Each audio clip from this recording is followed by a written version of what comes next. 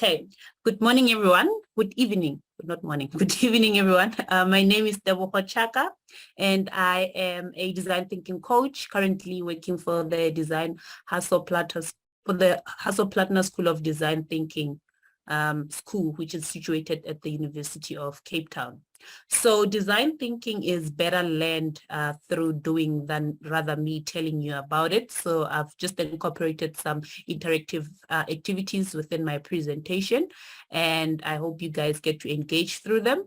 And I will also be doing a presentation around what is design thinking, how it can help organization and teams to become more innovative, and just sharing around the design thinking process itself.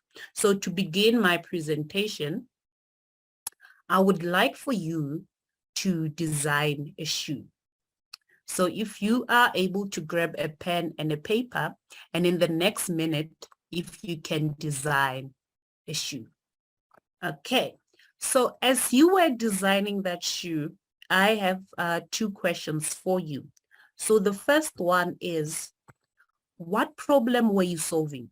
So if you are able to share your comments on the chats, Zoom chats, that would be nice. So as you are designing the shoe, what problem were you solving? Any responses? Right kind of shoe for me. Not having to go barefoot. Right kind of shoe for me. Okay. Okay. So as now you are thinking through what problem you're solving, the second question that I would like to ask is, who are you designing it for? And I see there with Harriet, you have already answered the second question around you were designing it for yourself. Oh, so I'm designing it for my child. Okay. Myself, although it could be a generic shoe. So thank you all for your responses, and all of these responses will actually come together once we do the other activity at the last of my presentation. So now I'm going to get into what is design thinking. So what is design thinking? So according to Tim Brown, who is the CEO of IDEO, and design thinking, it's a human-centered and collaborative approach to problem solving that is creative, iterative, and practical. And I think the key thing here is that it is a tool that focuses on the people and focuses on the needs of those people.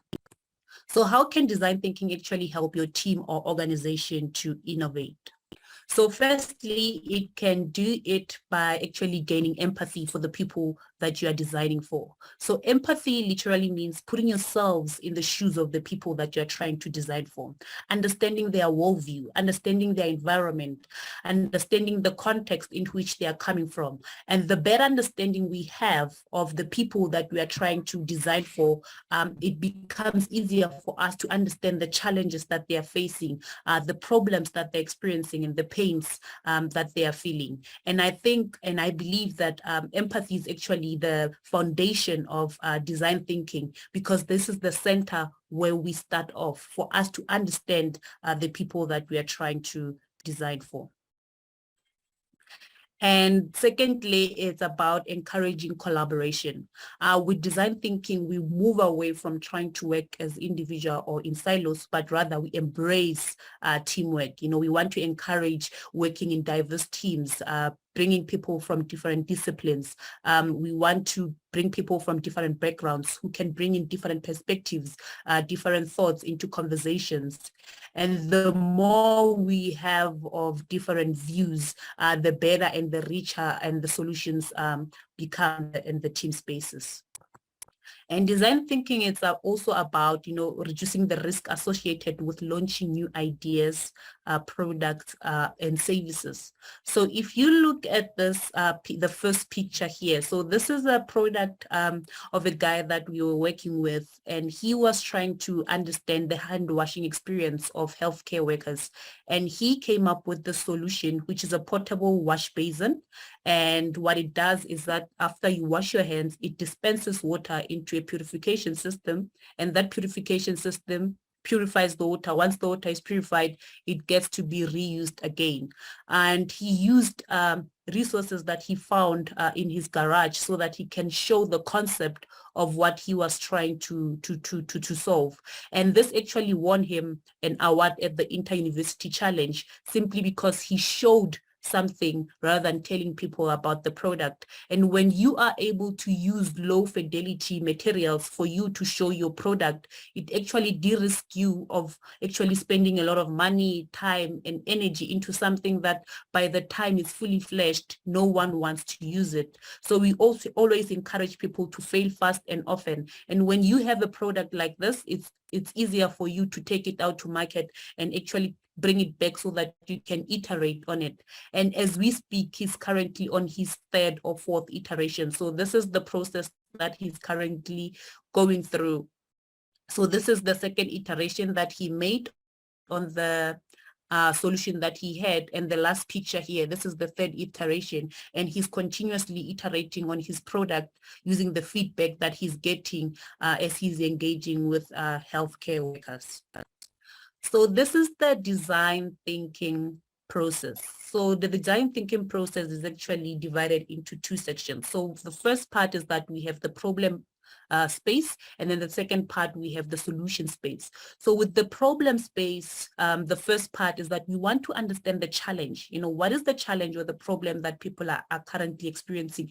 We want to go out there and speak to people and engage with them and understand their experiences, hear their stories. You know, what are they struggling with? What are their pain points? And there's different ways that we can actually engage with people through empathy. We can either do it through interviews where we go out there and have conversations with people, or we can do immersions where we immerse ourselves in the world of the people that we want to understand their problems. And once we have a clearer understanding of the problem that we are trying to solve for, then we move into the solution space, where it's about ideating now, where we are coming up with tons of ideas that we can select from or prototype so that we can go out there and test.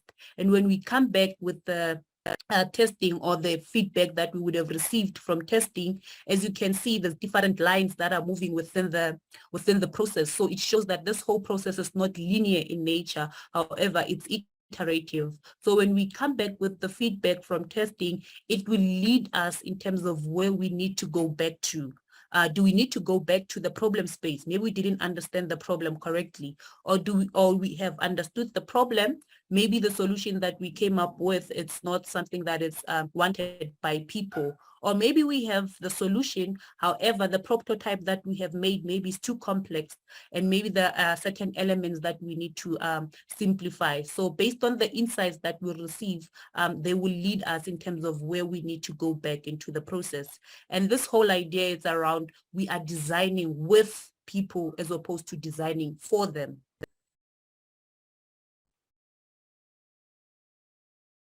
Okay, so this is the underlying rhythm. So this is what we call the underlying rhythm of creativity. So as you're going through the design thinking process, there will be stages where you are using what we call divergent thinking, and then there will be a part where we are using what we call convergent thinking. So with the divergent thinking, that is where now we are exploring multiple avenues in terms of ideas, in terms of information.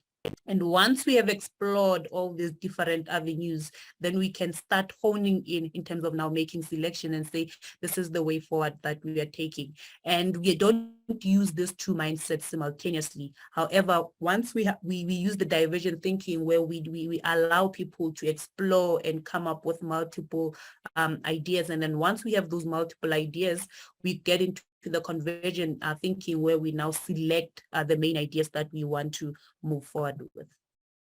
Okay, so as you are going through the design thinking process, this is how it will feel like. There will be moments where you feel like you are not understanding what is happening. There will be moments where you feel like you want to give up because there's no clarity. And I think the more you go through the process, the clearer it becomes at the end. So it says here, design thinking is about embracing the mess and making sense of it. And we always encourage people to trust the process, and the way will be made clearer as you trust through the process.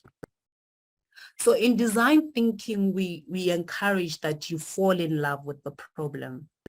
We want you to fall in love with the problem and not the solution. And the reason why we encourage for you to fall in love with the problem and not the solution is because of solutions are forever changing. So as you look at this image, these are different types of transportation, and they have evolved throughout the years. So the problem will always be the same. However, the solutions will forever be different depending on what is needed or the needs of the people at the time. So if you look at the problem that the transportation is solving, is taking you from point A to point B. However, there's multiple ways that you can actually move from point A to point B. You can either use your private car, or you can use an airplane, or you can use a bus, depending on where you're going. So we always encourage for you to fall in love with the problem, because people's needs or problems, they hardly change. However, the solutions in terms of how they want to solve those problems are what will forever be changing.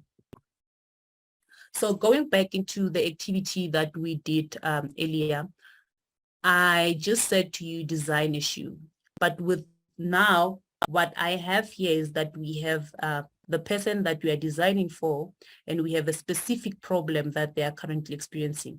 So the person here is a 72-year-old granny who walks 5 kilometers every week to the clinic for her health care, for her health checkups. And the problem that she's currently experiencing is that her current shoes are not comfortable. She struggles from back pains, and she buys new shoes every 3 months as they get worn out very quickly. So looking at this part of the example compared to what I shared with you earlier, what do you think is the difference? What can you identify as the difference? Okay, so if you look at the first example that I gave in the beginning, there was no clear problem, and there was no clear person that you were designing for. But with the second one, it shows that when you have a clearer, okay, I see there's someone, okay, there's a face of, there is the face of it discussion where else a reason for the problem. Yes. So with the first one, all I just said was design a shoe. However, with the second one is that there is a clear problem that we have identified in terms of what is this person experiencing. And there's also a clear person in terms of who this person is. So it's a 72-year-old granny who gets to walk 5 kilometers every week. And once we understand who we are designing for, and we have a clearer understanding of the problems that this person are experiencing, it becomes easier for us to actually start coming up with innovative solutions. And this is where now the heart of design thinking lies, understanding the problem that we are designing for and knowing who we are designing this problem for. Thank you so much.